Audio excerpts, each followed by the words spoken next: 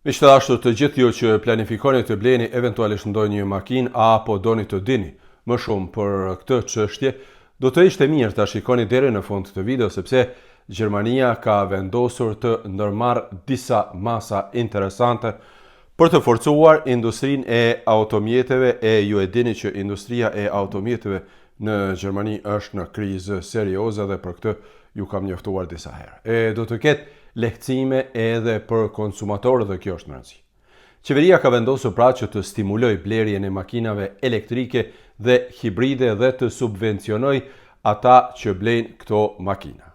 Krerët e partive në pushtet kanë rënë dakord që për çdo makinë elektrike të ndajë një subvencion prej të paktën 3.000 euro.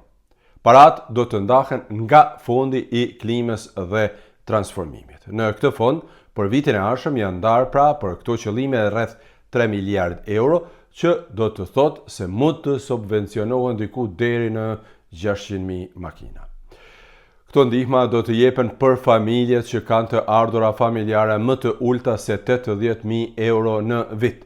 Subvencionet do të rriten edhe varësisht nga numri i fëmijëve me nga 500 euro për fëmijë, por maksimumi për fëmijë do të jepet 1.000 euro që praktikisht i bjen për 2 fëmijë. Ndërsa, familjet me të ardhura mujore neto prej më pak se 3.000 euro në muaj do të mund të marrin edhe 1.000 euro shtesë nga subvencionet. Kjo do të thotë praktikisht se para se të bleni një makinë të re, nëse planifikoni të bleni makinë elektrike apo hibrid, informohuni mirë sepse mund të përfitoni deri në 5.000 euro për një makinë. Këto ndihma jepen vetëm për persona privat dhe makinat nuk lejohet të rishiten me njëherë pas blerjes. Qeveria planifikon të ketë pra një plan dhe ta lançojë sa më parë që është e mundur në vitin 2026, pra së shpejti i bie.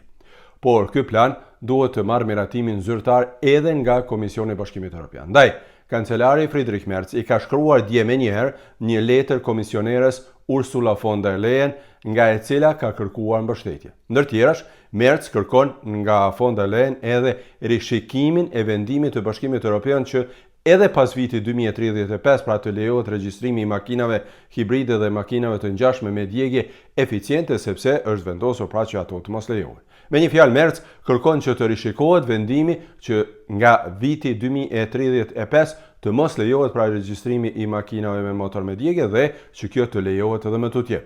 Gjermania ka vendosur pra që të angazhohet më fuqishëm për ruajtjen e industrisë së saj të automjeteve dhe për mbetjen në përdorim edhe të makinave me djegje. E dihet që industria e automjeteve është vërtet shumë e rëndësishme për këtë vend. Tani mbetet të shihet se si do të reagojnë autoritetet europiane. Ndërsa unë me siguri që do ta ndjek me shumë vëmendje këtë proces dhe do t'ju njoftoj me të gjitha detajet e rëndësishme.